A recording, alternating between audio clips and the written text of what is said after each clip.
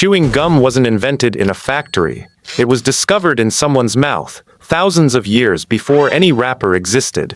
A man sits by a fire, working a lump of dark, sticky tree resin between his fingers, trying to soften it enough to fix a stone blade onto a wooden handle. The resin won't cooperate in the cold air. Without thinking much about it, he pops the lump into his mouth to warm it with his own body heat. Minutes later, he's still chewing, and he's noticed something he wasn't expecting at all. Most people assume chewing gum is a purely modern invention, something that showed up alongside candy bars and vending machines. That assumption misses something important. According to archaeological findings from across northern Europe, ancient humans were chewing on tree resin for practical reasons long before anyone thought to sell it as a treat. The material in question is birch bark tar, a thick, dark substance produced by heating birch bark until it releases a sticky, tar-like resin. Ancient toolmakers relied on this substance constantly, using it as a natural glue to attach stone blades to wooden or bone handles. But raw birch tar hardens quickly once it cools, and it needs to be kept warm and pliable to actually work with. The easiest heat source available to anyone, at any moment, without needing a fire nearby, was the human mouth. This practical need may be one of the earliest reasons people began chewing resin regularly. Not for flavor, not for fresh breath, for warmth and workability, so a tool could actually be assembled before the adhesive turned brittle and useless. Here's where the story gets genuinely well documented, rather than speculative. At a site called Hughes by Cleve, in what is now Sweden, researchers recovered several small lumps of chewed birch bark tar, each one bearing clear tooth impressions. According to research published in the journal Communications Biology in 2019, led by researchers Emra Kurduk and Werner Alexanderson, these particular pieces date back roughly 9,700 years within the archaeological timeline, placing them firmly in what researchers classify as the Mesolithic period. What makes this evidence remarkable isn't just the age. It's what the researchers managed to extract from it. Ancient DNA preserved inside the chewed tar allowed the team to identify genetic material, along with traces of the oral microbiome, the community of microorganisms that lived inside an ancient human's mouth. A piece of chewed gum, discarded thousands of years ago, ended up functioning like a genetic time capsule. Now picture the scene differently. A group sits together near a fire, several men each working on their own tools, each occasionally popping a lump of tar into their mouth to keep it workable while their hands stay busy with stone and wood. Someone glances over and notices another man still chewing long after his tool is finished, clearly not doing it for the adhesive anymore. A separate and slightly younger discovery adds another layer to this story. At a site called Siltholm in what is now Denmark, researchers recovered a roughly 5,700-year-old piece of chewed birch pitch, according to a study also published in Communications Biology. This time, the ancient DNA preserved inside allowed researchers to reconstruct detailed information about the individual who had chewed it, including physical traits and diet, entirely from that single discarded piece of gum. If this part surprised you, that a piece of ancient chewing gum could preserve enough genetic information to describe details about the person who chewed it thousands of years ago, sit with that for a second. Because it means something people once spit out without a second thought became one of the most information-rich objects archaeologists have ever recovered from that period. Birch bark tar carries a natural bitterness and a faint antiseptic quality, properties modern chemistry has since confirmed. Compounds within birch bark possess genuine antibacterial characteristics. This means ancient men chewing birch tar regularly may have been getting a real, if accidental, benefit beyond softening the resin, a small reduction in the bacteria naturally present in the mouth. Discovered with zero understanding of what bacteria even were. Tooth marks found repeatedly across multiple ancient chewed samples tell us something else worth noting. These weren't one-time accidents. The same individuals, or at least individuals within the same community, appear to have chewed birch tar habitually enough to leave consistent bite patterns across separate discarded pieces.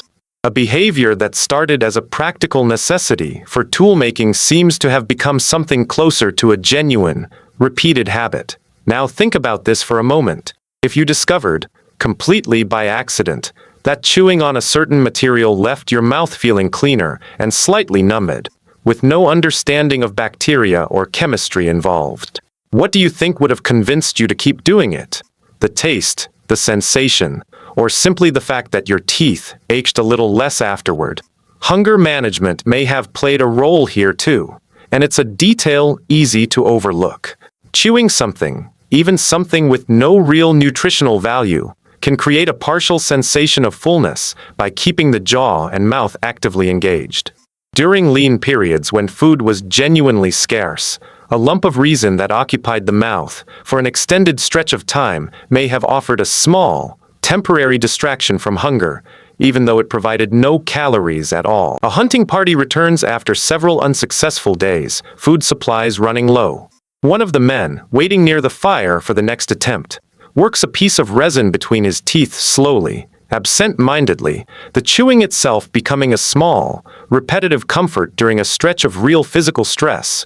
Not every region had equal access to this material, which matters for understanding how the practice likely spread. Birch trees grow in temperate and northern climates, meaning birch bark tar chewing was almost certainly regional rather than universal. Communities farther south, without reliable access to birch trees, likely relied on other tree resins for the same tool-making purpose, developing their own versions of essentially the same discovery. Evidence from North America adds an interesting parallel to this pattern, even though it comes from a different resin entirely.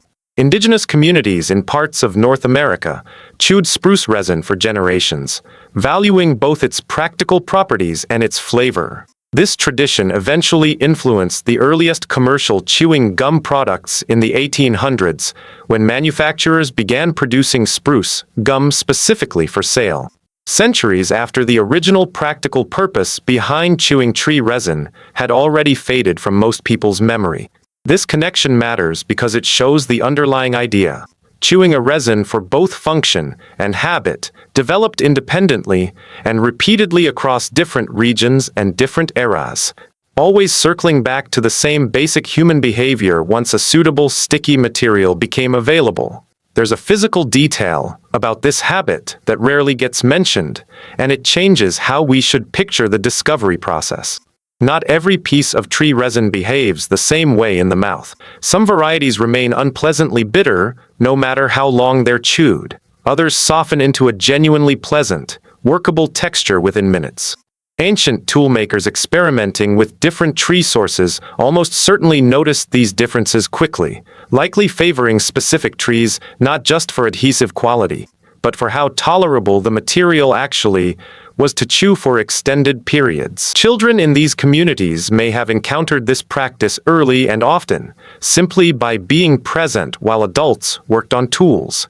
A young boy watching his father repeatedly warm resin in his mouth before applying it to a tool handle would have had every opportunity to try it himself, likely well before he understood any of the practical reasoning behind it, absorbing the habit the same way children absorb most things, through repeated observation rather than explicit instruction. Social bonding may have quietly attached itself to this habit as well, in a way that's easy to underestimate.